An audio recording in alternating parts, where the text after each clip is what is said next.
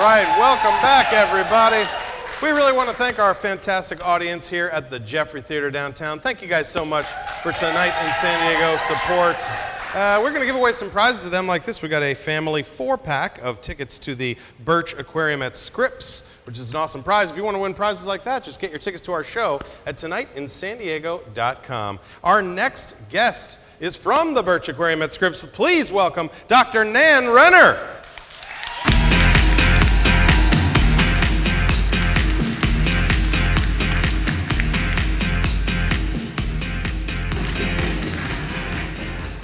Dr. Renner, thank you so much for coming on the show. I appreciate it.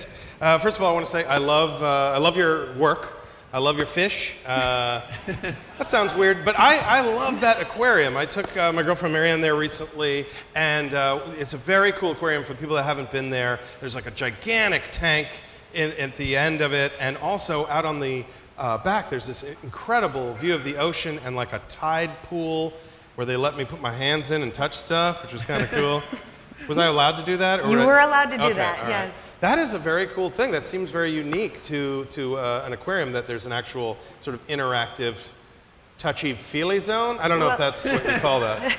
That's what you call it. That's what I call it, yeah. Well, we're striving for that kind of interactive engagement, hands-on learning. You know, that's what it's all about. And you said that you love Birch Aquarium. Well, Birch Aquarium loves you too. Oh, really? Oh, wow. So we love all of you. We've swiped on each other. So a little background. You have worked at UCSD, SeaWorld, and now your title is the Senior Director of Learning Innovation, which I think is a great title. But what does that exactly mean? What does that title entail? Well, we are pushing for new ways to engage and inspire our visitors to Birch Aquarium at Scripps. And our vision is to take our visitors to the new frontiers of scientific discovery. We are part of Scripps Institution of Oceanography, and we've got 1,000 scientists who are pushing the boundaries to better understand how our planet works. And we want to connect that understanding with protecting our planet so we all can survive and thrive on this beautiful Earth that we have. That's terrific. I love that. Thank you. So I guess the sort of follow-up question was is that this sort of, we did a bit earlier about millennials, this newer generation is very sort of focused on the now and sort of having information, entertainment right at their fingertips with smartphones and things like that. How do you sort of use innovation in teaching to draw in people like that, to draw in the youth to be interested in something like the aquarium? Well, the designers of new technology understand that we work on a kind of reward system, and so we are striving to make the experience really rewarding at Birch Aquarium at Scripps. We know that attention is a very scarce and valuable resource, and so we want to attract our guests' attention and make it really fun and engaging for them. With live animals, that's really easy because they're so fascinating and they're always doing interesting things. You don't know what they're going to do next. Yeah. And also in our interactive exhibits that don't include the live animals, we want to create challenges for people that are really motivating for them to engage with and to discover new things. You know, learning is rewarding, and that's what we're striving for. So you can get them to get off the phone and look at the exhibit, or I guess you could maybe put something on like Angry Fish or some kind of game that they could engage with. So tell us a little bit about the upcoming stuff. You have a lot of new stuff happening at the Birch Aquarium. What is on the docket? Well, just this fall, we opened Expedition at Sea, featuring our new research vessel, Sally Ride. This is a state-of-the-art research vessel that goes out to sea, collecting data that you can't get anywhere else. And so we're taking our visitors on that journey, giving them an opportunity to see what it's like on that state-of-the-art research vessel, to see what it looks like out at sea, to engage in some of the challenges that our scientists engage in, to look at really cool deep-sea specimens that you can't see anywhere else. We also have an infinity cube, which is a very interesting collaborative installation by one of our research scientists at Scripps. His name is Michael Latz. He studies bioluminescence. Ooh. So yeah, ooh is right. So bio means life, luminescence means light. It's the light that living organisms make in the ocean. He teamed up with Yvonne Koo, who's a really cutting edge artist based in London, to create this installation to give people a really unusual experience of bioluminescent organisms responding to a very interesting soundtrack. And you can Really? also learn about the animals that use light to communicate in the deep, dark ocean. So what is an infinity cube exactly? Well, it's a cube-like structure that you enter into, and with the use of mirrors and video projections, you look into it and it looks like it's going on and on forever. Wow. Yeah. People who are prone to motion sickness might want to think twice before entering the infinity cube. It's pretty cool. But people that are into trippy stuff, you just turn on some Pink Floyd and get into it a little bit? We got the cool music for you there Other already. than the Yeah. infinity cube, man. It goes Yeah. on forever. I know, I want to see that. So the other thing is that you guys are showcasing a lot of cutting edge science, and especially in the living collection. The living collection, I think you were telling me earlier, is like that giant tank at the end that has the octopus and all the different fish in one habitat together. Is that right? Yes, yes. So what kind of stuff goes on? I mean, how do you get all those creatures? I don't even know how to refer to them.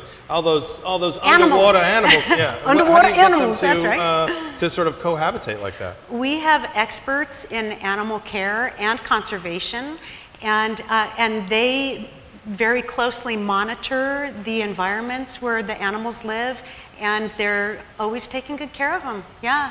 But I read that your approach lately is to make the aquarium like a laboratory for learning, and that there's experiments, and you're trying to explore what works and what doesn't work. So do you ever just like throw a random shark into those tanks and just say, let's see how this works out? That's probably not very scientific. No, that's is it? not No. the kind of experiment that we're doing. So with the Birch Aquarium at Scripps as a laboratory for learning, we're exploring what does break through that wall of attention, what does engage people.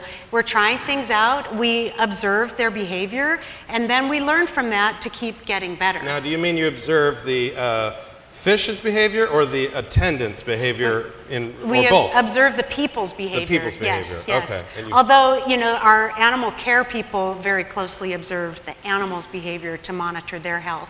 Do you to ever take get care of them. animals that sort of heckle the people? Like you see this, like the gorillas that are like trying to scare people like that? You ever have kids afraid of the fish? I'm sure we have some kids afraid of the sharks. Yeah. But, it's kind of fun to be afraid when you really don't have anything to be afraid of. That's why people go to horror movies, right? Yeah. Yeah. I'm afraid of those sharks. Keith is really afraid of sharks. We're going to go together. And Come on down. Oh, all right. we'll probably hold Yeah. hands the whole time, but it'll be good. Well, I'll tell you something else about Birch Aquarium as a laboratory for learning. As the Public Exploration Center for Scripps Oceanography, we work very closely with our scientists, and we have a new installation called Research in Action. It's a very large aquarium that is recreating a coral reef habitat. Maybe you've heard about the plight of corals around the world. Have you heard of coral bleaching and warming ocean temperatures, ocean acidification? And people are really worried about the coral reefs. Our research scientists, Stuart Sandin, Jennifer Smith, and their teams, they are surveying 100 islands around the world in the tropical oceans to see how our coral reefs are faring in this time of global climate change. And what they found is that some of these reefs that bleach bounce back.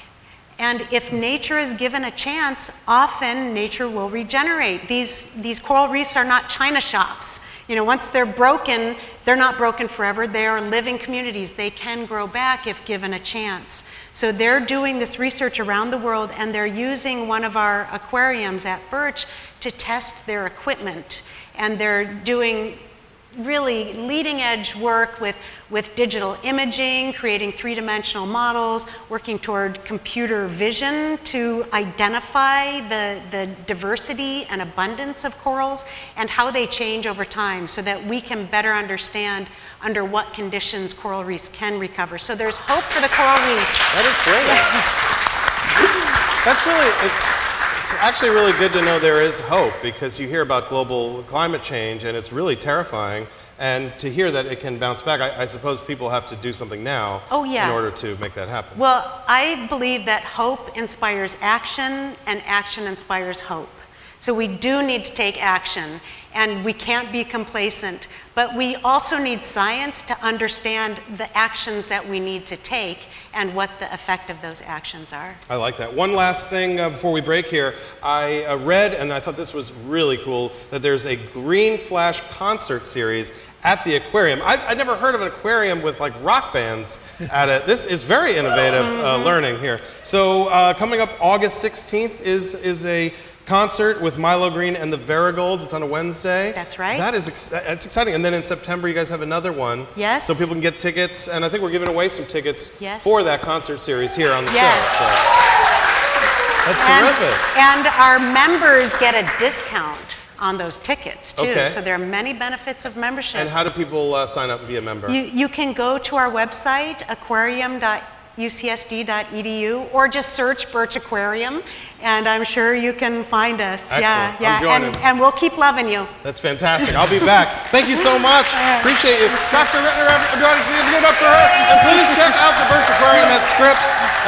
Dr. Renner, thank you so much for being here. Really appreciate it. We'll be right back right after this.